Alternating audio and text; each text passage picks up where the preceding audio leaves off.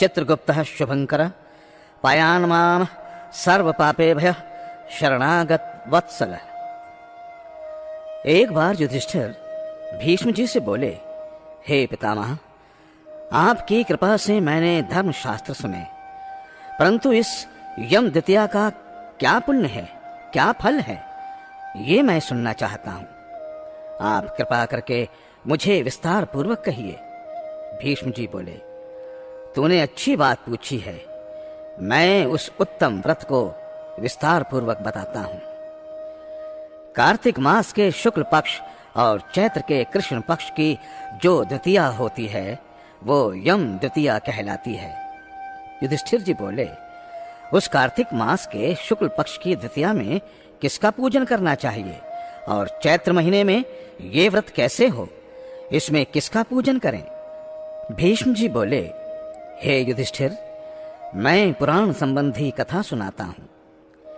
इसमें संशय नहीं कि इस कथा को सुनकर प्राणी सब पापों से छूट जाता है। सतयुग में नारायण भगवान से जिनकी नाभि में कमल है, उससे 4 मुंह वाले ब्रह्मा जी पैदा हुए, जिनसे वेद वेत्ता भगवान ने चारों वेद कहे। नारायण बोले, हे ब्रह्मा जी, आप सब की तुरीय अवस्था, रूप और योगियों की गति हो, मेरी आज्ञा से सब जगत को शीघ्र रचो। ऐसे श्री हरि के वचन सुनकर हर्ष से प्रफुल्लित हुए ब्रह्मा जी ने अपने मुख से ब्राह्मणों को, बाहुओं से क्षत्रियों को, जंघाओं से वैश्यों को और पैरों से शूद्र को उत्पन्न किया। इसके बाद देव, गंधर्व, दानव, राक्षस, सर्प, नाग, जल के जीव, स्थल के जीव, नदी, पर्वत और वृक्ष आदि को पैदा कर मनु जी को पैदा किया। इसके बाद दक्ष प्रजापति जी को पैदा किया और उनसे आगे और सृष्टि उत्पन्न करने को कहा। दक्ष प्रजापति जी से 60 कन्या उत्पन्न हुई, जिनमें से 10 धर्मराज को, 13 कश्यप को और 27 चंद्रमा को दी। कश्यप जी से देव, दानव, राक्षस, पिशाच, गौ और पक्षियों की जातियां पैदा हुईं। धर्मराज को धर्म प्रधान जानकर सबके पितामह ब्रह्मा जी ने उन्हें सब लोकों का अधिकार दिया और धर्मराज से कहा कि तुम आलस्य त्याग कर कर्म करो। जीवों ने जैसे जैसे शुभ व अशुभ कर्म किए हैं, उसी प्रकार न्याय पूर्वक वेद शास्त्र में कही विधि के अनुसार कर्ता को कर्म का फल दो और सदा मेरी आज्ञा का पालन करो। ब्रह्मा जी की ये आज्ञा सुनकर बुद्धिमान धर्मराज ने हाथ जोड़कर सबक परम पूज्य ब्रह्मा जी को कहा, हे प्रभु, मैं आपका सेवक निवेदन करता हूँ, इस सारे जगत के कर्मों का विभाग पूर्वक फल देने की जो आपने मुझे आज्ञा दी है, ये एक महान कर्म है। आपकी आज्ञा शिरोधार्य कर मैं ये काम करूंगा, जिससे कर्ताओं को कर्मानुसार फल मिलेगा। परंतु पूरी सृष्टि में जीव और उनके देह भी अनंत हैं। देश, काल, ज्ञात, अज्ञात आदि भेदों से कर्म भी अनंत हैं। उनमें कर्ता ने कितने किए, कितने भोगे, कितने शेष हैं और कैसा उनका भोग है, तथा इन कर्मों के भी मुख्य व गौण भेद से अनेक हो जाते हैं। एवं कर्ता ने कैसे किया, स्वयं किया या दूसरों की प्रेरणा से किया, आदि कर्म चक्र महागहन है। अतः मैं अकेला किस प्रकार इस भार को उठा सकूंगा। इसलिए मुझे कोई ऐसा सहायक दीजिए जो धार्मिक, न्याय, बुद्धिमान, शीघ्रकारी, लेख क्रम विज्ञ, चमत्कारी, तपस्वी, ब्रह्मनिष्ठ और वेद शास्त्र का ज्ञाता हो। धर्मराज की इस प्रकार प्रार्थना पूर्वक किए हुए कथन को विधाता सत्य जान मन में अति प्रसन्न हुए और यमराज का मनोरथ पूर्ण करने की चिंता करने लगे कि उक्त सब गुणों वाला लेखक पुरुष कौन होना चाहिए। उसके बिना धर्मराज का मनोरथ पूर्ण न होगा। तब ब्रह्मा जी ने कहा, हे धर्मराज, तुम्हारे अधिकार में मैं सहायता करूंगा।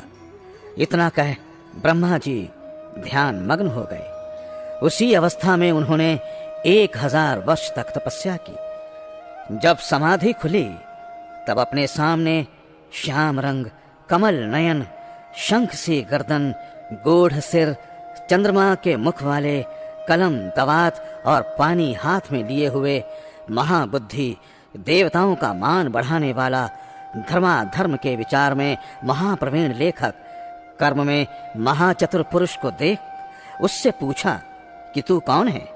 तब उसने कहा, हे प्रभु, मैं माता पिता को तो नहीं जानता, किंतु आपके शरीर से प्रकट हुआ हूं, इसलिए मेरा नामकरण कीजिए और कहिए कि मैं क्या करूं।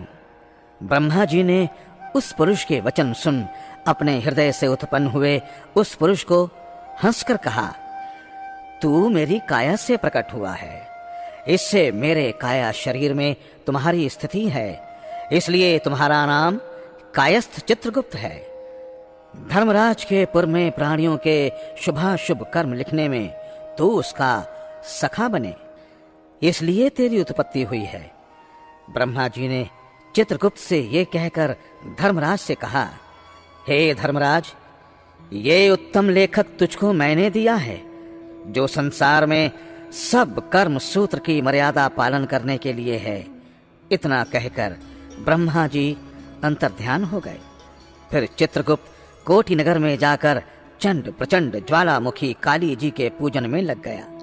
उपवास कर उसने भक्ति के साथ चंडिका जी की भावना मन में की। उसने उत्तमता से चित्त लगाकर ज्वालामुखी जी का जप और स्तोत्रों से भजन पूजन और उपासना इस प्रकार की। हे जगत को धारण करने वाली, तुमको नमस्कार है। महादेवी, तुम्हें नमस्कार है। स्वर्ग, मृत्यु, पाताल आदि लोक लोकांतरों को रोशनी देने वाली, तुमको नमस्कार है। संध्या और रात्रि रूप भगवती, तुमको नमस्कार है। श्वेत वस्त्र धारण करने वाली सरस्वती, तुमको नमस्कार है। सत रज तमोगुण रूप देव गणों को कांति देने वाली देवी, हिमाचल पर्वत पर स्थापित आदि शक्ति चंडी देवी, तुमको नमस्कार है।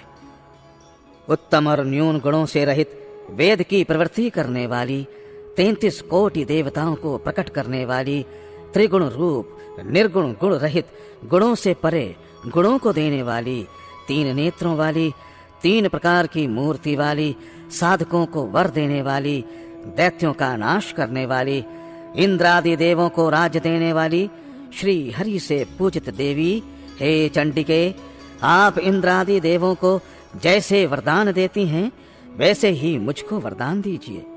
मैंने लोकों के अधिकार के लिए आपकी स्तुति की है, इसमें संशय नहीं है। ऐसी स्तुति को सुन देवी ने चित्रगुप्त जी को वर दिया। देवी जी बोली, हे चित्रगुप्त, तूने मेरी आराधना पूजन किया, इससे मैंने आज तुमको वर दिया कि तू परोपकार में कुशल, अपने अधिकार में सदा स्थिर और असंख्य वर्षों की आयु वाला होगा। ये वर देकर दुर्गा देवी जी अंतर्ध्यान हो गईं। उसके बाद चित्रगुप्त धर्मराज के साथ उनके स्थान पर गए और वो आराधना करने योग्य अपने आसन पर स्थित हुए। उसी समय ऋषियों में उत्तम ऋषि सुशर्मा ने, जिसको संतान की चाहना थी, उसने ब्रह्मा जी की आराधना की। तब ब्रह्मा जी ने प्रसन्नता से उसकी इरावती नाम की कन्या को पाकर चित्रगुप्त के साथ उसका विवाह किया। उस कन्या से चित्रगुप्त के 8 पुत्र उत्पन्न हुए, जिनके नाम इस प्रकार हैं: चारु, सुचारु, चित्र, मतिमान, हिमवान, चित्रचारु, अरुण और अतीन इंद्रिय। दूसरी जो मनु की कन्या दक्षिणा चित्रगुप्त से ब्याही गई, उसके 4 पुत्र हुए।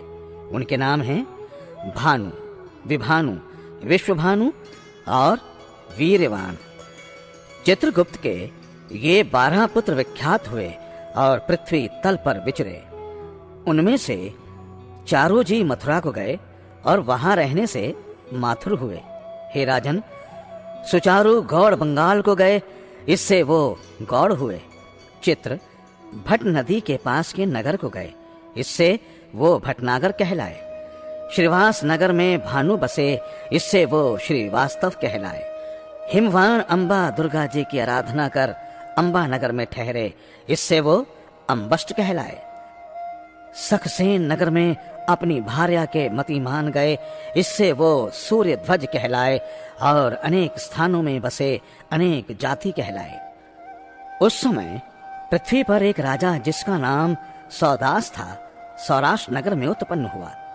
वो महापापी, पराया धन चुराने वाला, पराई स्त्रियों से आसक्त, महाअभिमानी, चुगलखोर और पाप कर्म करने वाला था। हे राजन, जन्म से लेकर सारी आयु पर्यंत उसने कुछ भी धर्म नहीं किया। किसी समय वो राजा अपनी सेना लेकर वन में, जहां बहुत हिरण आदि जीव रहते थे, शिकार करने को गया। वहां उसने निरंतर व्रत करते हुए एक ब्राह्मण को देखा।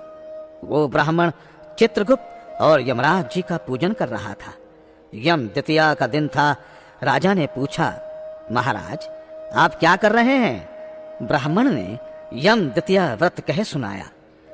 ये सुनकर राजा ने वहीं उसी दिन कार्तिक के महीने में शुक्ल पक्ष की द्वितीया को धूप तथा दीप आदि सामग्री से चित्रगुप्त जी के साथ धर्मराज जी का पूजन किया। व्रत करने के बाद वो अपने घर में आया। कुछ दिन पीछे उसके मन को विस्मरण हुआ और वो व्रत भूल गया। याद आने पर उसने फिर से व्रत किया। समयोपरांत काल संगयों से वो राजा सौदास मर गया। यमदूतों ने उसे दृढ़ता से बांधकर यमराज जी के पास पहुंचाया। यमराज जी ने उस घबराए हुए मन वाले राजा को अपने दूतों से पिटते हुए देखा तो चित्रगुप्त से पूछा कि इस राजा ने क्या कर्म किया। उस समय धर्मराज का वचन सुन चित्रगुप्त बोले, इसने बहुत ही दुष्कर्म किए हैं, परंतु दैव योग से एक व्रत किया जो कार्तिक के शुक्ल पक्ष में यम द्वितीया होती है। उस दिन आपका और मेरा गंध, चंदन, फूल आदि सामग्री से एक बार भोजन के नियम से और रात्रि में जागकर पूजन किया। हे देव, हे महाराज, इस कारण से ये राजा नरक में डालने योग्य नहीं है। चित्रगुप्त जी के ऐसा कहने से धर्मराज जी ने उसे छुड़ा दिया और वो इस यम द्वितीया के व्रत के प्रभाव से उत्तम गति को प्राप्त हुआ।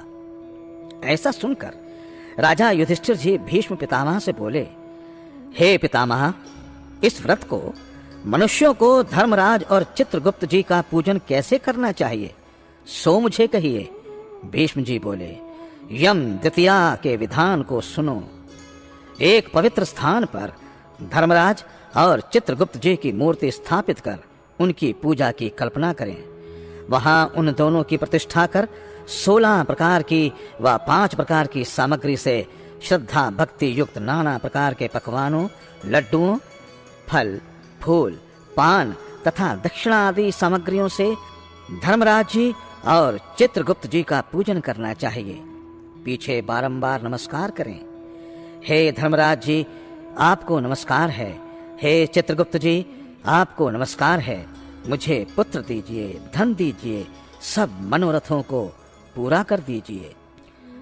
इस प्रकार चित्रगुप्त जी के साथ धर्मराज जी का पूजन कर विधि पूर्वक दवात और कलम की पूजा करें। चंदन, कपूर, अगर और नैवेद्य, पान, दक्षिणा आदि सामग्रियों से पूजन करें और कथा सुने। बहन के घर भोजन कर उसके लिए धन आदि पदार्थ दें। इस प्रकार भक्ति के साथ यम द्वितीया का व्रत करने वाला पुत्रों से युक्त होता है और मनोवांछित फलों को पाता है।